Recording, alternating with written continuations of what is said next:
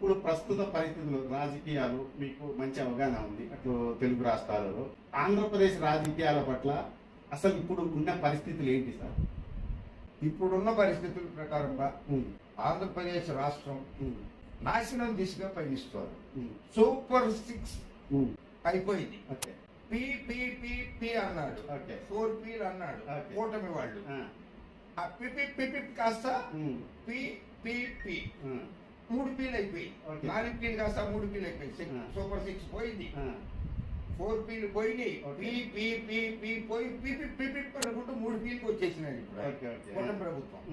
So రాష్ట్రంలో జర్నలిస్టుల మీద కావచ్చు, రాజకీయ నాయకుల మీద కావచ్చు, సోషల్ మీడియా యాక్టివిస్టుల మీద కావచ్చు, అందరి మీద కూడా ఒక అసంబద్ధమైనటువంటి అక్రమ కేసులు, హైకోర్టు వాళ్ళని ప్రభుత్వాన్ని మందలించినా సరే, సుప్రీంకోర్టు తీర్పులు ఉన్నా సరే, అవన్నీ కూడా బేఖాతరు చేస్తూ అక్రమ అరెస్టులు చేసి జైలుకు పంపి, ఇటు సోషల్ మీడియా పరంగాను ఎట్లాగో వైఎస్ఆర్ కాంగ్రెస్ పార్టీకి మెయిన్ మీడియా చాలా తక్కువ ఉన్నది.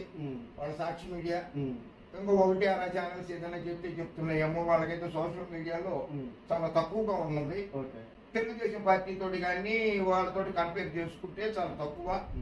ఆ పరిస్థితిని ఉన్న కొద్ది గొప్ప ఉన్నటువంటి సోషల్ మీడియాని కూడా వైఎస్ఆర్ కాంగ్రెస్ పార్టీకి అనుకూలంగా ఉన్న వాళ్ళని కూడా కేసులు పెట్టి వాళ్ళ మీద ఇబ్బందులకు గురి చేస్తూ అటు కార్యకర్తల మనోస్థైర్యాన్ని, నాయకుల మనోస్థైర్యాన్ని కూడా కూటమి ప్రభుత్వం దెబ్బతీస్తుంది. మీరు ఎందుకు అలా భావిస్తున్నారు? ఎందుకంటే సహజంగా విమర్శ, సద్విమర్శ.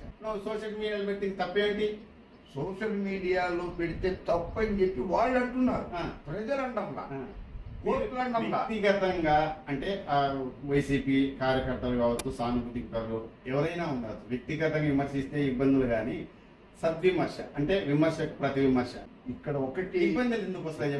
ఇప్పుడు ఒకటి విమర్శ అనేది వాళ్ళకి తీసుకుంటమే చేత కాదు.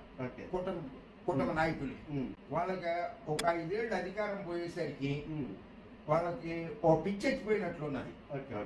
జగన్మోహన్ రెడ్డిని సైకో అంటారు కానీ సైకోల్లాగా మారిపోయిన కుటుంబ నాయకులే. జగన్మోహన్ రెడ్డి కాదు.